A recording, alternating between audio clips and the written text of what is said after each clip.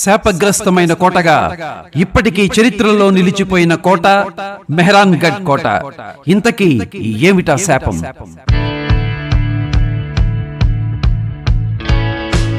1679 నుంచి 1724 వరకు జోధ్పూర్ ను పాలించిన మహారాజా అజిత్ సింగ్ శయన మందిరమే ఈ శీష్ మహల్.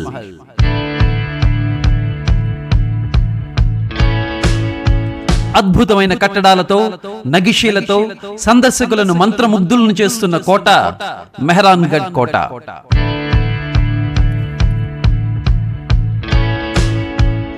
సతి అయిన మహారాణుల చేతి గుర్తులు లోహా గేట్ దగ్గర ఇప్పటికీ మనం చూడవచ్చు. మంటల్లో తనువును చాలించిన వారి ధైర్యం చిరస్మరణీయం.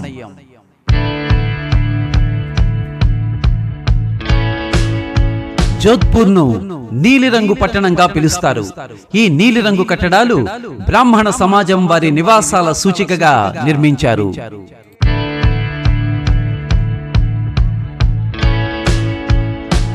Hi friends, welcome to my channel Vasu travel blog. మన రాజస్థాన్ బిగ్గెస్ట్ టూర్ లో మనం ఇప్పుడు డే 6 చాప్టర్ 7 లో ఉన్నాం. ఈ డే 6 లో మనం ల్యాండ్ ఆఫ్ డెత్ గా పిలువబడే మార్వార్ రీజియన్ లోని జోధ్పూర్ లో అత్యంత అద్భుతంగా కట్టబడిన మెహ్రాన్గఢ్ ఫోర్ట్ ని చూడబోతున్నాం.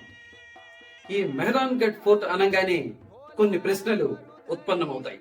ఈ కోట శాపగ్రస్తమైన కోటగా ఎందుకు పిలువబడుతోంది?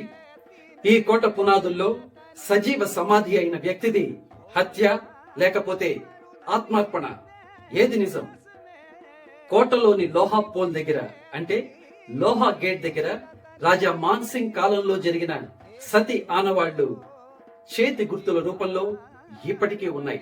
యుద్ధంలో తమ భర్తలు మరణిస్తే శత్రువుల చేతికి చిక్కకుండా సతి చేసుకోవటం రాజస్థాన్ లోని రాజవంశాల్లో ఒక ఆచారం. మరి తనువు చాలించటానికి ఈ మార్గాన్ని ఎందుకు ఎన్నుకున్నారు? What is the reason? ఈ కోటలోనే 1460లో నిర్మించిన చాముండా ఆలయంలో 2008లో జరిగిన దుర్ఘటన ఏమిటి? దానికి కారణం ఏమిటి? ఈ విషయాలన్నీ తెలుసుకోవాలనుకుంటే నాతో పాటు మీరు కూడా మెహ్రాన్గఢ్ కోటని ఫుల్ టూర్ చేయాలి. మరి మీరు సిద్ధమా? అయితే పదండి, మెహ్రాన్గఢ్ ఫోర్ట్.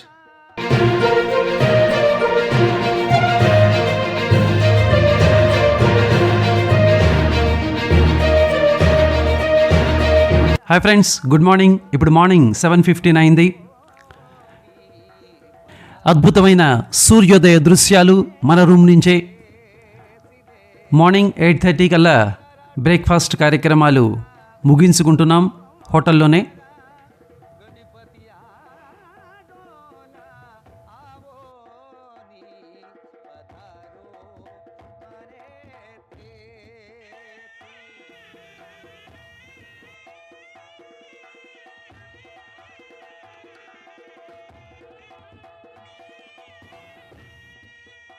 బ్రేక్ఫాస్ట్ అయిన తర్వాత రెస్టర్ సెలెక్ట్ జోధ్పూర్ నుంచి వీడ్కోలు తీసుకునే సమయం ఆసన్నమైంది.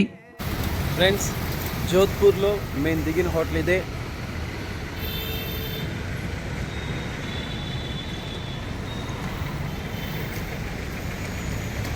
హోటల్ చాలా బాగుంది, డైనింగ్ చాలా బాగుంది, breakfast as well as dinner కూడా చాలా అద్భుతంగా ఉన్నాయి. It's very nice hotel. ఉదయం 9:45 జోధ్పూర్లో ఉన్న అత్యద్భుతమైన మెహ్రాన్గఢ్ ఫోర్ట్కి వచ్చేసాం. నిన్న మనం జోధ్పూర్లో ఉమైద్ సింగ్ ప్యాలెస్ ని చూసాం. ఇవాళ డే 6 చాప్టర్ 7లో భాగంగా ఫోర్ట్ చూడబోతున్నాం. రాథోడ్ వంశస్థుల్లో 15వ వాడైన రావ్ జోధా ఈ మెహ్రాన్గఢ్ కోటని 1459లో నిర్మించడం ప్రారంభించాడు. ఆ తర్వాత పలువురు రాజులు ఆయా కాలాల్లో ఈ కోటని ఎక్స్టెండ్ చేసుకుంటూ వెళ్లారు. మొత్తం మెహ్రాన్గఢ్ కోటని నిర్మించడానికి 500 సంవత్సరాలు పట్టింది. 1200 ఎకరాల విస్తీర్ణంలో 400 అడుగుల ఎత్తులో కొండపై ఈ కోటని నిర్మించారు.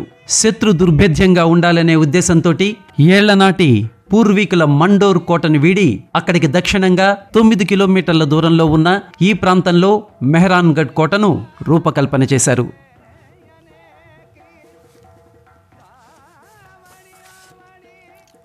ఈ కోటను కాపాడుతూ మరణించిన సైనికుడైన కిరాత్ సింగ్ సోధా యొక్క ఛత్రి అంటే స్మారక చిహ్నం ఎడమవైపు మనకి కనిపిస్తోంది. అతని పరాక్రమానికి గౌరవంగా ఈ ఛత్రిని నిర్మించడం జరిగింది. విఘ్నాలకు అధిపతి అయిన గణేశుడి చిన్న టెంపుల్ కూడా ఆ పక్కనే ఉంది. ఈ రెండు కూడా మనకి జైపోల్ వెళ్ళేటప్పుడు ఎడమ చేతి వైపు ఉంటాయి. ఈ జైపోల్ అంటే కోట ద్వారం. ఈ ద్వారానికి అటువైపు ఇటువైపు కూడా పౌరాణిక గాథలకి సంబంధించిన పిక్చర్స్ పెయింట్ చేయబడ్డాయి. ఈ ద్వారాన్ని మహారాజా మాన్ సింగ్ 1806లో జైపూర్ మరియు బికనీర్ ప్రాంతాల మీద విజయం సాధించిన సందర్భంగా కట్టింది. ఇలాంటి ద్వారాలు ఇంకా 6-7 ఉన్నాయి ఈ కోట ప్రాంగణంలో. ఈ జైపోల్ దాటిన తర్వాత ఎడం వైపు మనకి టికెట్ కౌంటర్ కనిపిస్తుంది. టికెట్ పర్ అడల్ట్ 100 రూపీస్, లిఫ్ట్కి 50 రూపాయలు, మొత్తం 150 రూపాయలు.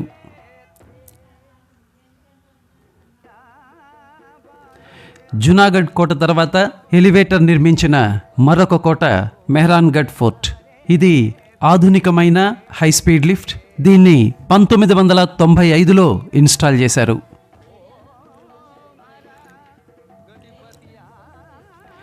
నూట 120 అడుగుల ఎత్తైన కోటగోడలు, శత్రు దుర్భేద్యమైన సరిహద్దులు, బురుజులతో రాజస్థాన్ చరిత్రలోనే ప్రతిష్టాత్మకంగా నిర్మించిన ఈ కోటలోకి ప్రవేశించడానికి మనం ఇప్పుడు వెయిట్ చేస్తున్నాం.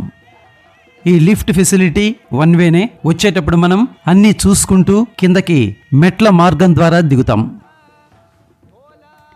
ఈ మెహ్రాన్గఢ్ ఫోర్ట్ 2 రకాల రాళ్ల పొరల నిర్మాణంతో ఉంది. కింద 700 మిలియన్ సంవత్సరాల పూర్వం ఏర్పడిన పురాతన అగ్ని పర్వత శిలల భౌగోళిక నిర్మాణం, దానిపై ఇసుకరాయి పొరలు ఉన్నాయి. అందుకే ఈ కోటను జాతీయ భౌగోళిక స్మారక చిహ్నంగా గుర్తించారు. అంటే ఇది నేషనల్ జియోలాజికల్ మాన్యుమెంట్ అన్నమాట. కోటలోకి వెళ్లే ముందర ఈ కోట శాపగ్రస్తమైన కోట అని, ఇక్కడ చాలా మరణాలు సంభవించాయని చెప్తారు. అసలు ఈ కోట హిస్టరీ ఏంటో తెలుసుకుందాం. ఈ మెహ్రాన్గఢ్ కోటను కట్టిన ఈ కొండ పేరు బాడ్ చిడియా అంటారు. అంటే పక్షుల పర్వతం అనే అర్థం. ఈ కొండ మీదే చిడియానాథ్జీ అంటే పక్షుల ప్రభువు అనే సన్యాసి నివసించేవాడు. ఈ ప్రాంతాన్ని ఖాళీ చెయ్యమని మహారాజా రావ్ జోధా ఆయన్ని కోరినప్పటికీ ఆయన నిరాకరించాడు. అనేక ప్రయత్నాలు చేసినప్పుడు కూడా చిడియానాథ్జీ ససేమిరా ఈ ప్రాంతాన్ని వీడి వెళ్లలేదు. అప్పుడు మహారాజు కర్నీ మాతాజీని సహాయం కోరాడు. కర్నీ మాతాజీ అంటే ద బిగ్గెస్ట్ రాజస్థాన్ టూర్లోని 2nd వీడియోలో ఎలుకల దేవాలయంగా ప్రఖ్యాతి పొందిన కర్ణీమాత ఆలయాన్ని మనం చూసాం కదా. ఆ కర్ణీ మాతాజీని సహాయం కోరాడు. చిడియానాథ్జీ కంటే శక్తివంతమైన కర్ణీమాత ఆయనతోటి సంప్రదించి ఆయన్ని ఈ ప్రాంతం నుంచి వెళ్లిపోయేలా చేశారు. వెళ్లే ముందు చిడియానాథ్జీ మెహ్రాన్ కోటపై శాపాన్ని పెట్టాడు. ఈ ప్రాంతం ఎప్పుడూ నీటి కొరతతో బాధపడుతుందని మహారాజుని శపించాడు. ఆ తర్వాత జోధ్పూర్ కరువులకు గురయ్యేది. చాలా మంది స్థానికులు ఇప్పటికీ చిడియానాథ్జీ యొక్క శాపమే దీనికి కారణమని చెబుతుంటారు. ఆ కరువు కాటకాలలో ప్రజలకి సహాయంగా ఉమైద్ భవన్ ప్యాలెస్ ని నిర్మించటం మనం లాస్ట్ వీడియోలో తెలుసుకున్నాం. మనం ఇప్పుడు లిఫ్ట్లో కోట పై భాగానికి చేరుకున్నాము. ఇక్కడి నుంచి చూస్తే మనకి జోధ్పూర్ని బ్లూ సిటీగా ఎందుకు పిలుస్తారు అన్నది తెలుస్తుంది. నీలం రంగు పెయింట్ చేసిన ఇళ్లను చూస్తే మనకి స్పష్టమవుతోంది. ఈ ఇళ్ళు జోధ్పూర్ రాజ్యానికి సేవ చేయటానికి వచ్చిన బ్రాహ్మణ సమాజానికి చెందినవి. ప్రారంభ కాలంలో ఈ నగరాన్ని బ్రహ్మపురి అని పిలిచేవారట. ఇంకొక కారణం ఏంటంటే నగరంలోని మండుతున్న వేడిని ఎదుర్కోవడానికి ఇళ్లకు ఇలా నీలిరంగు పెయింట్ చేశారని అంటారు. మరో వివరణ ఏంటంటే ఇళ్లపై చెదపురుగులు దాడి చేస్తున్నాయని మరియు నీలం రంగు వాటిని దూరంగా ఉంచటంలో సహాయపడుతుందని ఒక నమ్మకం. ఈ కోట ప్రారంభానికి ముందే చిడియానాథ్జీ శాపానికి గురైన కారణం ఇందాక మనం తెలుసుకున్నాం.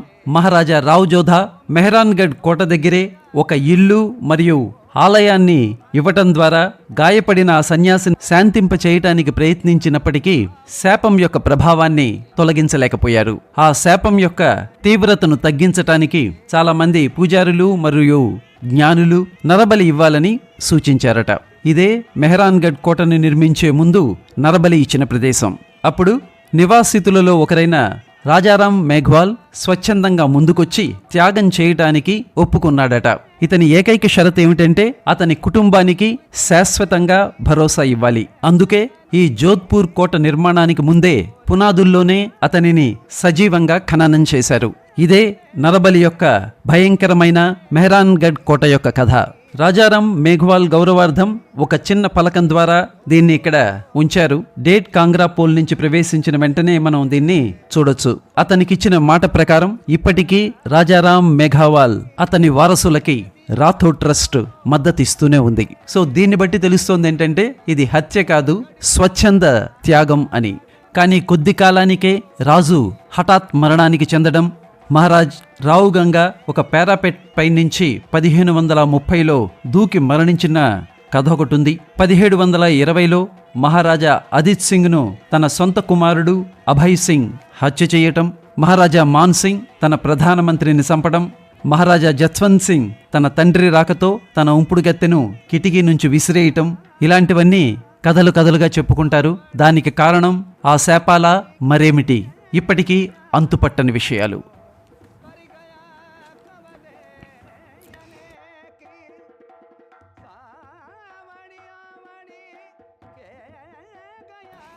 ఇప్పుడు మనం ఒక కోర్ట్యార్డ్కి వచ్చాము. ఇక్కడి నుంచి రకరకాల మ్యూజియంస్కి వెళ్ళే దోవ ఉంది.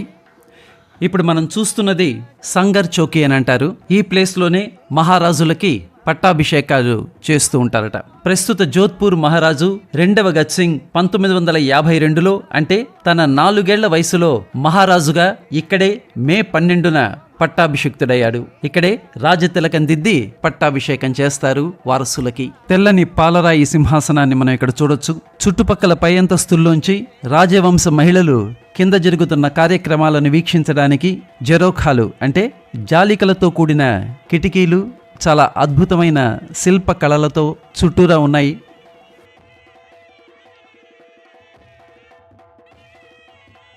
ఇప్పుడు మనం మ్యూజియంలో భాగంగా హౌడా అంటే ఏనుగు అంబారీలు ప్రదర్శించే ప్లేస్కి వచ్చాము. ఇక్కడ ముఖ్యంగా 1657లో మొఘల్ చక్రవర్తి అయిన షాజహాన్ మహారాజా జస్వంత్ సింగ్కి ఇచ్చిన అంబారీ చాలా ఫేమస్.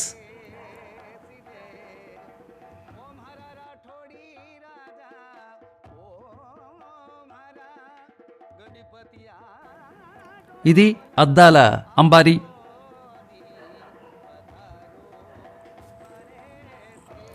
ఇప్పుడు మనం పాల్కీ ఖానాలోకి వెళ్తున్నాం, అంటే పల్లకీలు ఉన్న ప్లేస్.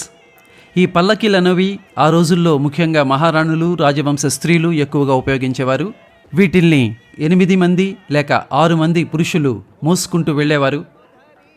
రకరకాల పల్లకీలు ఇక్కడ డిస్ప్లేలో ఉన్నాయి. క్లోజ్డ్గా ఉన్నవి మహారాణులవి, రాజవంశ స్త్రీలవి, అలాగే ఓపెన్గా ఉన్న పల్లకీలు రాజులవి, రాజవంశ పురుషులవి. ఇది 1890లో స్లైడింగ్ డోర్స్ తోటి ఉపయోగించిన పల్లకి, వుడెన్ మీద బంగారు చెక్కడాలు. నెమలి పల్లకి ఇక్కడ ప్రత్యేక ఆకర్షణ. ఇప్పుడు మనం చూస్తున్న ఈ పల్లకి మహారాజా అభయ్ సింగ్ గుజరాత్ మీద దండయాత్ర చేసి సర్ బులంద్ ఖాన్ని ఓడించి అనేక వస్తువులను అక్కడి నుంచి తీసుకురావటం జరిగింది. అందులో ముఖ్యమైనది ఈ పల్లకి. ఇది మొఘల్ స్టైల్లో ఉంటుంది. వుడ్ మీద గోల్డ్ లీఫ్ వర్క్ చేయబడింది. ఫైన్ లాటిస్ అంటే జాలీ విండోస్ తోటి చాలా అద్భుతంగా ఉంది. ఇది లోపల చాలా కంఫర్ట్గా ఉండే కుషన్ తోటి ఉన్న సీట్, డోమ్డ్ షేప్ టాప్ తోటి చూడటానికి చాలా రిచ్గా కనబడేటట్టుగా ఉంది. ఇది ఈ ప్లేస్ దౌలత్ ఖానా. ఇప్పుడు మనం ఆర్మరీ సెక్షన్లోకి వచ్చాము. 1707 నుంచి 1724 వరకు పాలించిన మహారాజా అజిత్ సింగ్ ఉపయోగించిన డబుల్ ఎడ్జ్డ్ కరవాలం ఇది. 1556 నుంచి 1605 వరకు పాలించిన అక్బర్ చక్రవర్తికి చెందిన కత్తి, రామచిలక పిడి ఉన్న కత్తి, బంగారు నగిషీతో ఉన్న డెక్కన్కి అంటే హైదరాబాద్కి చెందినది కరవాలం. 17వ శతాబ్దపు కటార్, శిరస్త్రాణం, జగ్నల్. ఇది మహారాణుల మేకప్ బాక్స్.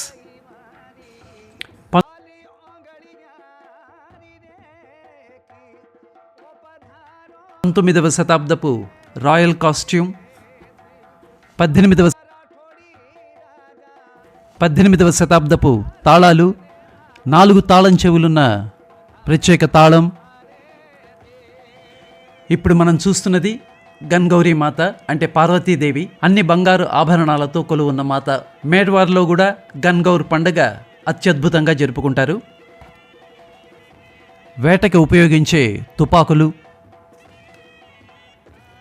ఇక పెయింటింగ్ సెక్షన్కి వస్తే ఎమోషన్ ఆఫ్ లవ్, రాధాకృష్ణులు, గోపికలు.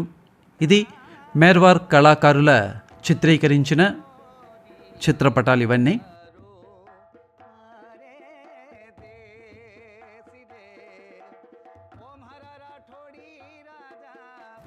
స్పైరల్ స్టేర్ కేస్ ఎక్కి పైకెళ్తే అక్కడ మనకి షాహీ లాల్ డేరా, రాయల్ రెడ్ టెంట్ కనిపిస్తుంది. ఇది part of the royal collection. లోపల అద్భుతమైన ఎంబ్రాయిడరీ వర్క్ తోటి మహారాజులు ఎప్పుడైనా క్యాంపింగ్ వెళ్ళినప్పుడు ఈ టెంట్స్ని తీసుకుని వెళ్తారు. 18వ 19వ శతాబ్దపు హ్యాంగింగ్స్, స్క్రీన్స్ అవన్నీ ఇక్కడ ఉన్నాయి. ఇది అంగరఖ, 18వ శతాబ్దపు మార్వార్ రాజుల కాస్ట్యూమ్. ఇది కింద పైజమా, పైన దీన్ని వేసుకునేవారు రాజులు. 1679 నుంచి 1724 వరకు జోధ్పూర్ని పరిపాలించిన మహారాజా అజిత్ సింగ్ శయన మందిరం ఈ శీష్ మహల్. రాజపుత్ర నిర్మాణ శైలిలో ఒక విశిష్ట లక్షణమైన జోధ్పూర్లోని ఈ శీష్ మహల్ చూసేవారికి కంటికి ఒక విందుగా ఉంటుంది. జోధ్పూర్ గ్లాస్ ప్యాలెస్ అని కూడా పిలువబడే ఈ అద్భుతమైన నిర్మాణ శైలి పైకప్పు నుండి నేల వరకు క్లిష్టమైన అద్దాల పనితోటి అద్భుతంగా అలంకరించబడి ఉంది. ఇక్కడ కింద మనకి కనిపిస్తున్నది ఒరిజినల్గా పైన ఉన్న సీలింగ్. రిపేర్ గురించి కింద దీన్ని పెట్టి ఈ పద్ధతిలోనే పైన రిపేర్ వర్క్స్ చేయటం జరిగింది. అజిత్ సింగ్ మరణం తరువాత దీన్ని ఒక పూజా గదిగా మార్పు చేయటం జరిగింది. అందుకనే ఇప్పుడు మనం చూస్తున్నది 1724 నుంచి 1749 వరకు పాలించిన మహారాజా అభయ్ సింగ్ కట్టించిన ఫూల్ మహల్. ఈ ప్యాలెస్ పక్కనే తోట ఉండటం వల్ల ఆ పరిమళాల సొగసుతో అలరారే మహల్ కాబట్టి దీనికి ఆ పేరొచ్చింది. ఈ భవనంలో ఆస్థాన నర్తకీమణులు నాట్యం చేసేవారట. ఇది ఒక entertainment room, private audience chamber. Maharaja Abhay Singh Gujarat మీద దండయాత్రకు వెళ్ళినప్పుడు అక్కడి నుంచి తెచ్చిన గోల్డ్ తోటి ఈ మహల్లోని సీలింగ్ని తీర్చిదిద్దటం జరిగింది. అలాగే ఆ చుట్టూరా మహారాజుల చిత్రాలతో పాటుగా దేవీ దేవతల చిత్రాలు కూడా ఉన్నాయి. కింద సంగీత వాద్య పరికరాలు అన్నీ కూడా చిత్రీకరింపబడ్డాయి. 100 ఏళ్ల నాటి కార్పెట్ కింద పరచటం జరిగింది. అలాగే మార్వాడి రాజ్య జెండా కూడా అక్కడుంది 5 రంగుల్లో. ఆ చుట్టూలో ఉన్న కలర్ గాజు పలకలు కనిపిస్తున్నాయి కదా, వాటి వెనకాల న్యాచురల్ లైట్ ఉంది. ఈ స్ట్రీట్ ఇది ఆర్మరీ. ఇక్కడ రాజ్పుత్ రాజుల ఆయుధాలన్నీ ఉన్నాయి. రకరకాల కత్తులు, అందులో ఒక్కో కత్తి 5 కేజీల బరువు ఉండేటట్టుగా. అలాగే ఇటువైపు చూస్తే మొఘల్స్ యొక్క కత్తులన్నీ కూడా చాలా లైట్ వెయిట్ కత్తులుగా ఉండేవి. రాజ్పుత్ రాజుల కత్తులతోటి పోలిస్తే వీళ్ళు ఒకసారి కత్తి విసిరితే వాళ్ళు 4-5 సార్లు కత్తి తిప్పగల సామర్థ్యంతో ఉండేవి ఆ లైట్ వెయిట్ కత్తులు. అలాగే వాటిని వంచటానికి కూడా ఉండేవి. అంటే మనకంటే కూడా మొఘల్స్ యొక్క కత్తులు కొంచెం లేటెస్ట్ టెక్నాలజీ పరంగా ఉండేవి. ఆ తర్వాత వచ్చిన బ్రిటిషర్స్ దగ్గర గన్స్ ఉండేవి. ఇప్పుడు మనం మెహరాన్గఢ్లోనే చిట్ట చివరిగా కన్స్ట్రక్ట్ అయిన తఖత్ విలాస్కి వచ్చాము. 1843 నుంచి 73 వరకు జోధ్పూర్ని పాలించిన మహారాజా తఖత్ సింగ్ యొక్క శయన మందిరం ఈ తఖత్ విలాస్. ఈ తఖత్ నివాస్లో సీలింగ్ వుడెన్తో చేసింది. కింద యూరోపియన్ స్టైల్ కలర్ బాల్స్ లాంటివి కనిపిస్తున్నాయి కదా. ఆ కింద దీపం వెలిగిస్తే ఆ రిఫ్లెక్షన్ వీటి ద్వారా అద్భుతంగా ప్రసరించేది. ఫ్లోరింగ్లో కార్పెట్ ఉన్నట్లుగా ఫీలింగ్ ఉంది, కానీ అది కార్పెట్ కాదు, ఫ్లోరింగ్ మీదే పెయింటింగ్ చేశారు. జెరోకా సిస్టమ్, విండోస్ ఇవన్నీ పైనుంచి కిందకి చూడొచ్చు, కానీ కింద నుంచి పైకి చూస్తే పైన వాళ్ళెవరూ కనబడరు. పరదా సిస్టంలోని ఒక భాగం ఈ జెరోకాలు.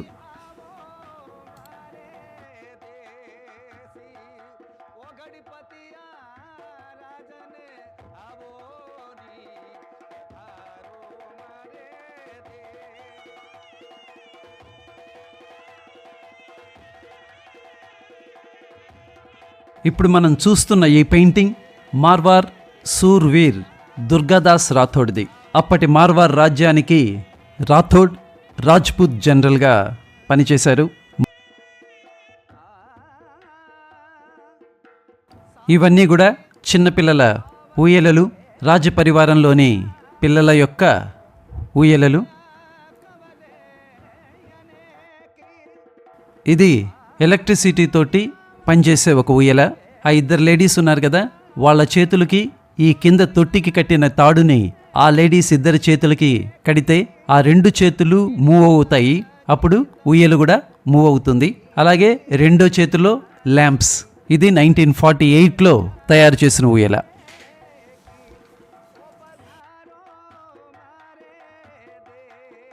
ఇదే హోలీ చౌక్. మహారాజు తమ రాణులతో హోలీ ఆడుకునే ప్లేస్ ఇది. మధ్యలో చిన్న ప్లాట్ఫామ్ మీద ఒక పెద్ద పాత్రలో రంగు నీళ్ళని కలిపి ఆడుకునేవారు. ఆ చుట్టూరా పైన మహారాణుల నివాసాలు. చుట్టూరా కళాత్మకంగా నిర్మించిన ఈ కట్టడాలు చాలా చాలా బాగున్నాయి. మోతీ మహల్ని 1595 నుంచి 1610 వరకు పరిపాలించిన సవాయ్ రాజా సూర్సింగ్ నిర్మించారు. ఇది ఒక ప్రజా దర్బార్. రాజా సూర్సింగ్ తన దర్బార్ని మొఘల్స్ యొక్క దర్బార్ని తలపిస్తూ ఎదురుగా సింహాసనం, తన ఎదురుగుండా ప్రధానమంత్రి, ఎడం వైపు తన కుమారులు, కుడివైపు తన సహోదరుడి పిల్లలు. అలాగే పైన 5 ఝరోకాలు పెట్టించారు. అందులో ఆ రాజు యొక్క 5గురు మహారాణులు కింద జరిగే మీటింగ్స్ని పైనుంచి చూసే అవకాశం కల్పించి వారి సలహాలను కూడా తీసుకుంటూ ఉండేవారు. సీలింగ్లో అద్భుతమైన వుడెన్ వర్క్, దాని మీద బంగారు నగిషి, గోడల మీద దీపాలు పెట్టుకోవటానికి చిన్న చిన్న గూళ్ళను ఏర్పాటు చేశారు. అందులో దీపాలు పెడితే సీలింగ్లో ఉన్న అద్దాలతోటి రిఫ్లెక్షన్ చాలా అద్భుతంగా కనిపించేది. తలుపులకు పెట్టి ఉన్న రంగురంగుల అద్దాలు ఈ మహల్ని మరింత సుందరంగా కనిపించేటట్లుగా చేస్తున్నాయి. జనానా దేవుడి అందంగా చెక్కబడిన మహిళల ప్యాలెస్. రాణులు మరియు రాజస్త్రీల కోసం రాజ అపార్ట్మెంట్ల సముదాయం ఈ జనానా దేవుడి. సంక్లిష్టమైన ఇసుక రాయి తెరలు, జెరోఖాలు అంటే బాల్కనీలు, మధ్య పెద్ద ప్రాంగణం, మెష్ వర్క్ తోటి, కళాత్మక సంప్రదాయాల సమ్మేళనంతో అద్భుతమైన రాజ్పుత్ నిర్మాణాన్ని ఇక్కడ మనం చూడొచ్చు. ఈ జనానా దేవుడిలో పరపురుషులకెవరికీ ప్రవేశం ఉండదు.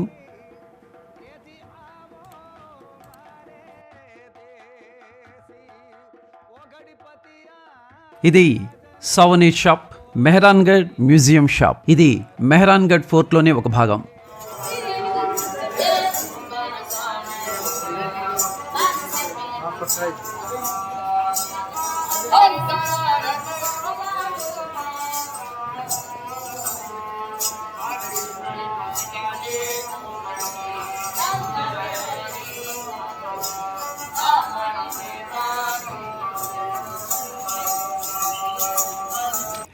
ఇక్కడ చాలా సినిమాలకి షూటింగులు జరిగాయి.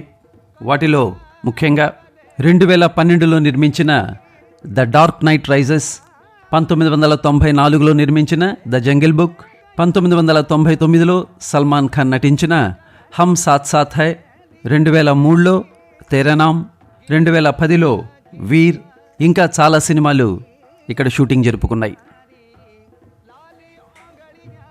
మెహరాన్గఢ్ కోట యొక్క వాస్తుశిల్పం శక్తివంతమైన రాజ్పూత్ సైనిక రూపకల్పనలో సంపన్నమైన రాజభవన సౌందర్యంతో మిళితం చేయబడింది. భారీ ఇసుకరాయి గోడలు, క్లిష్టమైన జాలీలు, విశాలమైన ప్రాంగణాలు, ఇవన్నీ కూడా రాజ్పుత్ మరియు మొఘల్ ప్రభావాల మిశ్రమాన్ని ప్రదర్శిస్తున్నాయి. చాముండి మందిరానికి వెళ్ళాలంటే కోట వెనక భాగానికి వెళ్ళాలి. ఏనుగులు, అశ్వాలు, బళ్ళు ఎక్కటానికి దిగటానికి వీలుగా స్లిప్పరీ లేకుండా నిర్మించిన ఫ్లోరింగ్. ఎడమవైపు మనకు కనిపిస్తున్న రూమ్స్ అన్నీ కూడా పైన ఫిరంగులు మొహరించి ఉన్నాయి. వాటిని ఆపరేట్ చేసేందుకు నియమించిన సైనికుల క్వార్టర్స్ ఇవన్నీ.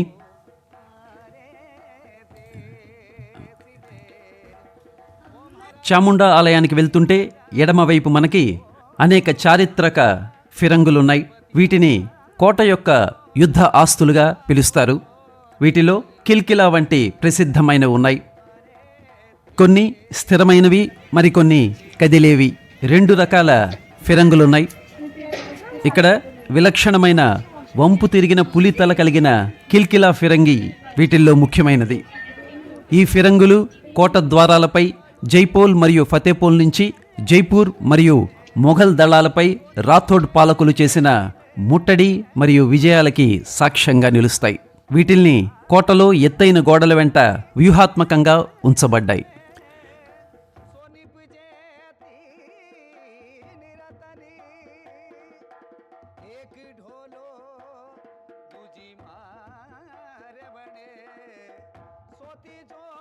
అదే చాముండాదేవి ఆలయం.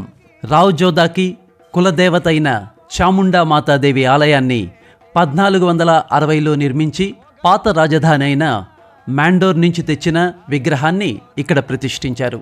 రాయల్ ఫ్యామిలీకి ఇష్టదేవత చాముండా మాతాదేవి. దసరా వేడుకలు ఇక్కడ అత్యంత వైభవంగా జరుగుతాయి. కానీ ఇక్కడ 2008లో జరిగిన దసరా వేడుకల్లో తొక్కిసలాట జరిగి 224 మంది మరణించడం జరిగింది. 400 పైగా గాయపడటం జరిగింది. ఇది నిజంగా చాలా బాధాకరం. కానీ కొంతమంది దీనికి ఆ శాపానికి కూడా లింక్ పెడుతుంటారు. అందుకే మెహరాన్గఢ్ కోట శాపగ్రస్తమైన కోట అని చెప్తుంటారు. కానీ చాలా చోట్ల ఇలాంటి దుర్ఘటనలు జరుగుతున్నాయి.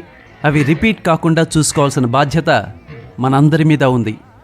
చాముండి మాత దర్శనం చేసుకుని కోట బయటికి వచ్చే దారిలోనే మనకి ఎడమవైపు ఆ ఎదురుగా నగ్నిచి మాత టెంపుల్, అలాగే lord Shiva temple, Hanuman temple కూడా ఉన్నాయి. వాటిల్ని కూడా దర్శించుకుని కోట బయటికి వెళ్దాం. లోహాపోల్ దగ్గర మనకి మహారాజా మాన్సింగ్ కాలంలో సతీ జరిగిన ఆనవాళ్లు కనిపిస్తున్నాయి. శత్రువులు కోటలో ప్రవేశించి దాడులు జరుపుతున్న సమయంలో శత్రు సైనికులకు పట్టుపడకుండా రాజపుత్ర స్త్రీలు ఆత్మాహుతి చేసుకునేవారు.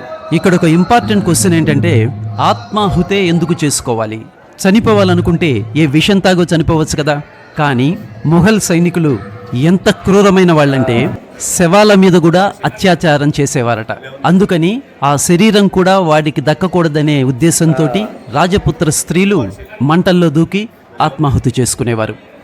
ఈ కోటలో అన్నిటికంటే స్ట్రాంగ్ గేట్గా పిలువబడుతుంది లోహా గేట్. ఇక్కడ కూడా ఆ గేట్ మీద స్పైక్స్ కనిపిస్తున్నాయి. ఏనుగుల తలతో కొట్టి ఆ గేట్స్ ఓపెన్ చేయనివ్వకుండా. అమృతి పోల్ లోపలి భాగంలో ఎడమవైపు మనకి వాద్యకారులు రాజస్థానీ సంగీతాన్ని వినిపిస్తున్నారు. విందాం పదండి. केसरिया बाल में अबोरी पधारो हरे देश रे ओम हरा राठौड़ी राजा ओम हरा गणपतिया डोला आवोनी पधारो हरे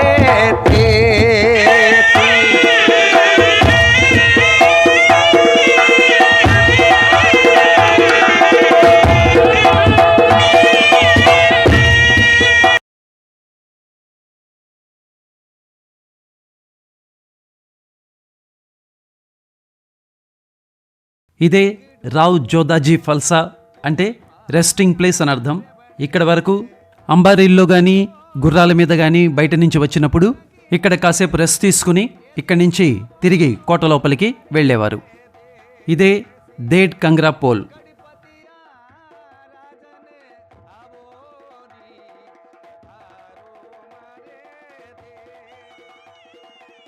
ఇక్కడ కోట గోడ మీద రంధ్రాలు కనిపిస్తున్నాయి కదా, అవి ఫిరంగుల గుళ్ల రంధ్రాలు. 1808లో జైపూర్ రాజైన జగత్ సింగ్ జోధ్పూర్ మీద దండెత్తినప్పుడు జైపూర్ సైనికులు చేసిన ఫిరంగి గుర్తులు. ఈ యుద్ధంలో జోధ్పూర్ మహారాజు రాజా మాన్ సింగ్ గెలిచారు.